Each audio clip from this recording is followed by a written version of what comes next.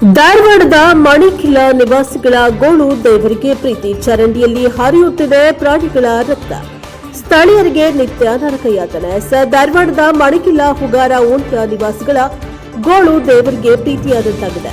ನಿತ್ಯ ಸಾಂಕ್ರಾಮಿಕ ರೋಗಗಳ ಭೀತಿಯಲ್ಲಿ ಜೀವನ ಸಾಗಿಸ್ತಾ ಇದ್ದು, ನಿತ್ಯವೂ ಅಧಿಕಾರಿಗಳ ವಿರುದ್ಧ ಹಿಡಿಶಾಪ ಹಾಕುತ್ತಾ ದಿನ ದೂಡ್ತಾ ಇದ್ದಾರೆ. ಧಾರವಾಡದ ಮಣಿಖಿಲ ಓಣಿಯ ಹರಿಮಂದಿರ ಹತ್ತಿರದ ಚರಂಡಿಯಲ್ಲಿ ನಿತ್ಯ ಕುರಿ ಮೇಕೆಯ ರಕ್ತ ಹರಿಯುತ್ತಿದ್ದು, ಅಲ್ಲಿನ ನಿವಾಸಿಗಳು ಅಕ್ಷರಶಃ ನರಕಯಾತನೆ ಅನುಭವಿಸ್ತಾ ಇದ್ದಾರೆ. ಮಟನ್ ಮಾರಾಟ ಮಾಡುವವರು ಕುರಿಗಳನ್ನ ಕಟ್ ಮಾಡಿದ್ದಾರೆ. ಅದರ ರಕ್ತ ಚರಂಡಿಯಲ್ಲಿ ಹರಿಯುತ್ತಿದ್ದು, ಹರಿಮಂದಿರದ ಹತ್ತಿರವೇ ಈ ರೀತಿ ರಕ್ತ ಹರಿಯುತ್ತಿದ್ದು ಸ್ಥಳೀಯರು ಆಕ್ರೋಶಕ್ಕೂ ಕಾರಣವಾಗಿದೆ. ಅಲ್ಲದೆ ನಿತ್ಯ ದುರ್ವಾಸನೆಯಲ್ಲಿ ಬರುತ್ತಿದ್ದು, ಪಾಲಿಕೆಯವರು ನೀರು ಸರಾಗವಾಗಿ ಹರಿದು ಹೋಗುವಂತೆ ಮಾಡಬೇಕು ಹಾಗೂ ಈ ಹರಿಯದ ಹೋಗುತ್ತಿರುವ ರಕ್ತದ ನೀರಿಗೆ ಏನಾದರೊಂದು ಬೇರೆ ದಾರಿ ಹುಡುಕಿ ಸಮಸ್ಯೆಗೆ ಮುಕ್ತಿ ಮಾಡಬೇಕು ಎಂದು ಸ್ಥಳೀಯರು ಆಗ್ರಹಿಸುತ್ತಾ ಇದ್ದಾರೆ. ಆದರೆ ಇದಕ್ಕೆ ಪಾಲಿಕೆ ಹಾಗೂ ಜಿಲ್ಲಾಡಳಿತ ಯಾವ ಹೆಜ್ಜೆ ಇಡುತ್ತೆ ಅಥವಾ ಅದೇ ನಿರ್ಲಕ್ಷ್ಯ ಧೋರಣೆ ಮುಂದುವರಿಯುತ್ತಾ ಕಾದು ನೋಡಬೇಕಾಗಿದೆ.